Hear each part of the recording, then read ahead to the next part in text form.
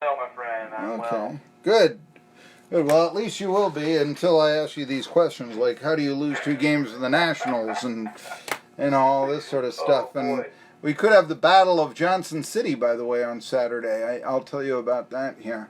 Oh. And I want to ask you your thoughts on Cuba and all this good junk. And so, what's been going on?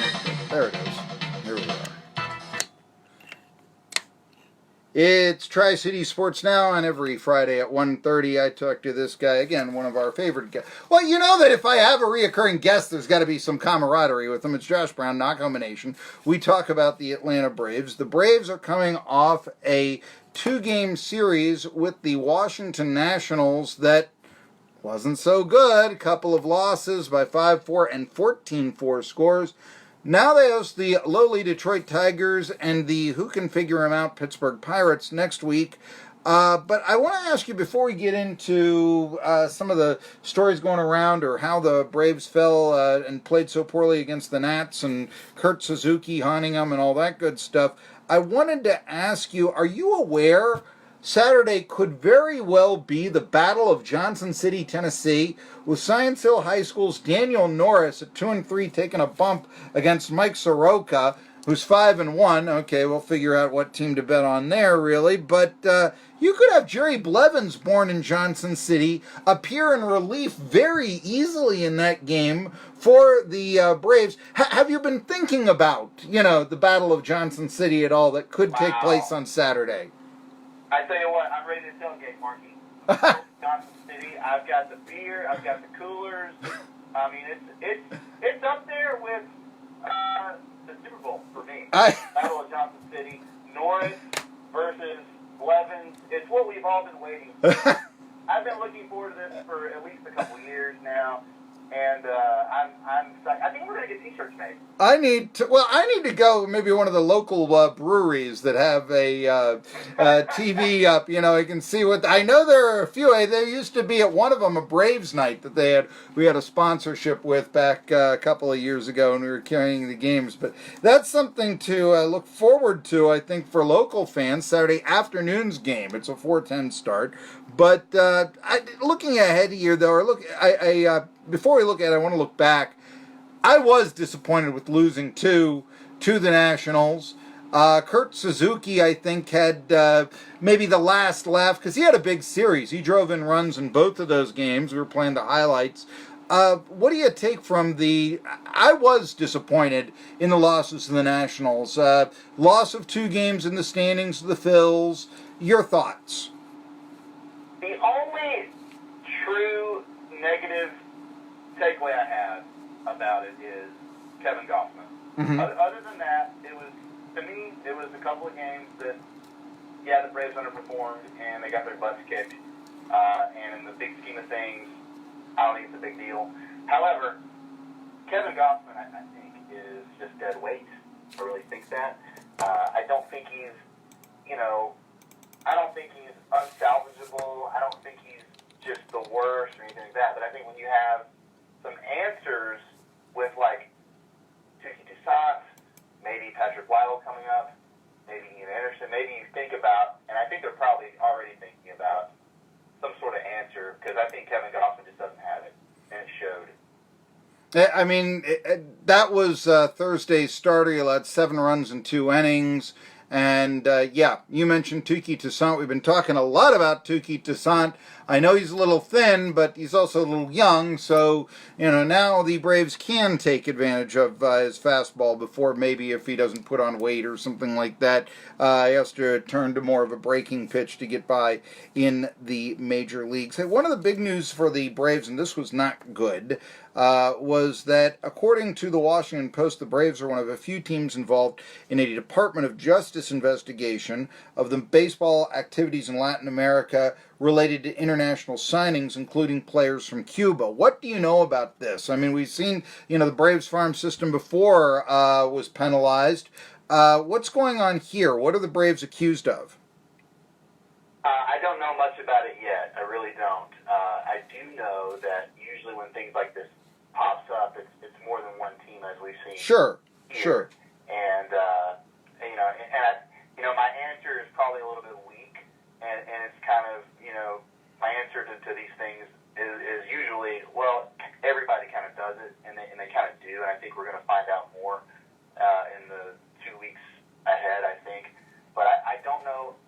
details yet. I do know that not just Cuba, but other places as well. It's kind of dirty when it comes to international scouting and handshake deals and this and that. I mean, it really is. And I think what hurt the Braves, as we've talked about this before, was the guy that was in charge of all this stuff. Nobody really liked. He had bad communication skills. He just burned a lot of bridges. And so, John Coppola, I think we're still kind of Braves country, Braves fans, the organization as a whole is still kind of reaping some bad things he did. And I think this is part of that. I don't know if it has a lot to do with the current regime. It might have a little bit to do with it, but I think it has a lot to do with Coppola and sort of the stuff that we're still kind of dealing with. But again, I think a lot of teams do it. I think it's I'm not saying it's good at all, but it's a weird thing. I mean, it's you're talking about how do you get a 16-year-old or 17-year-old kid to sign with you? How do you do that? There's weird laws, and these kids come from nothing, and unfortunately, a lot of times they're taken advantage of because they don't have anything, and so if you give their mama a Tahoe or an apartment with money or something like that, like it kind of works out. But I'm interested to find out more details as we go further. Well, you mentioned, they're not making much, and I once wondered why don't more Cuban players try to leave, and it's something that Al Gallagher, the late Al Gallagher, who I got to know, he used to be a third baseman for the Giants about a half century ago. He was the first player they ever drafted, okay? And he said, hey, do you like your family? And what do you mean? I mean, he said, do you realize that if somebody defects from Cuba, they may never see their family again? And then you start saying, oh, yeah. Would you be a millionaire if you'd never see your family again? And that's, now you start wondering some things. And there's no guarantee of being a millionaire. I will tell you, you talk about underpaid, and some of these reports deal with Buscones, who are, think of player agents who charge like loan shark fees or something like that, and all this. You mentioned Capolella. And although the Braves did get some Cuban defectors in the past, none really got a big money deal from the Braves. It should be mentioned there. But I'll tell you this, when I was working in independent baseball, I mean, we had players who had played in Cuba in our league, and they were all happy to make $1,000 a month. Now think about that for a second. That was big money to them. Yeah, and they were coming out. We had, it was kind of interesting on how they would defect. Let's say Cuba was playing in Mexico. They might leave the team, ask for asylum. It was much easier to go to the United States, at least back then, through, let's say, Mexico and all this, than it was to go, certainly directly from Cuba and such. And so anyway, it's something to keep an eye on, I suppose, and we'll talk a little bit more about that perhaps in the next segment coming up. Now, with the Braves coming up, there is the Tigers, there is the Pirates and such. You mentioned, Kevin Gossman, it's time for Touki Toussaint, this sort of thing. So that's what's coming up with the Braves. One of the things that I've thought maybe it might be time for the Braves to make their move, in addition to the fact that the schedule, at least against the Tigers, doesn't seem to be all that challenging, is the Odubel Herrera situation with the Phillies. He has been placed on leave. He actually still gets money. As he enters a court system, he's accused of domestic violence in an Atlantic City casino against a 20-year-old girlfriend and such. The only thing I was going to say with this is I'm kind of relieved that we're now hearing about these things. And although I'm thinking, should there be maybe stiffer punishment than you just don't play right now? What are your thoughts? Do you think that baseball and the domestic violence policy that they have right now, Josh, do you think it's legitimate right now? Should it be tougher? Do you have any opinions on that? I think it should certainly be tougher. I do. And I say this carefully because I think there's sometimes, I'm not talking about this one in particular, but there are sometimes there's allegations that they're made that we don't know much about, and I'm a firm believer in, and this is a little bit of a gray area, and if I tweet these things, the mob would just, kill me, but everybody's innocent until proven guilty, so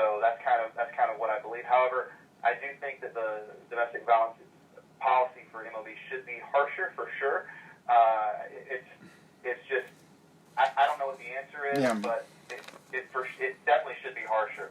I also think, too, and this is a weird thing to talk about, and I'm just going to throw it out there, and we can move on, but I think it's a cultural issue as well. I think we see these sorts of things, unfortunately, in some particular cultures, and I don't know what the answer to that is. I just know it's happening, and it's happening too much, in my opinion. Yeah, I know that there is some thought that the woman may not press charges with her. I was just surprised he was still getting full paycheck, to be honest with you. I mean, you know. That's weird. That shouldn't happen. Yeah, and I mean, I know the players' union is very, strong and all that, but yeah, you did start to think, really? Still getting paid for all that? No, it's not like he hasn't had a chance to put some money in the bank and all this. Hey, I want to go outside the Braves here. They talk about the bat flips and all this. I know one of the big stories that I saw was when Derek Dietrich, he was one of the stories in baseball this week. He had 3 home runs in a game against the Pirates, and he even had a home run the game before then. And John Wayner, he used to play for the Pirates, he's a native Pittsburgher, spoke of his grandfather was Steve Demeter. You may not know, he was actually once traded for Norm Cash. It was one of the worst deals in baseball history, as a matter of fact. Anyway, he would be rolling around in his grave. Demeter was a long-time minor league manager, coach, that sort of thing. Briefly was the first base coach of the Pirates, was actually replaced by Willie Stargell. There you go. There's something right there. But I'm just, there's this whole thing now about let them play, do the bat flip and all this. At the same time, I don't think that I sound totally crusty when I say, you do want to act like you've been there before. What's the line here? What do you think right now with the celebration and all that? What's permissible, what isn't, in your opinion, Josh Brown? I think you let them do whatever they want, dude. I think there's some guys like Nick Markakis who, when they do something like that, yeah, they act like they've been there before, and I enjoy that. And then there's some guys like Dietrich who flip the bat. I'll tell you what, the whole let the kids play and the whole idea that the kids have never really been able to play until now. Yeah, I think it's a bunch of hogwash. Yeah, I don't like that either. Yeah, I mean, like we talked about last week, the 1979 Pirates. I mean, hello, and then, I mean, right. The Gas House Gang, for crying out loud. The Gas House Gang, yes. Like, Babe Ruth was talking junk to pitcher's mamas, as he's up to bat.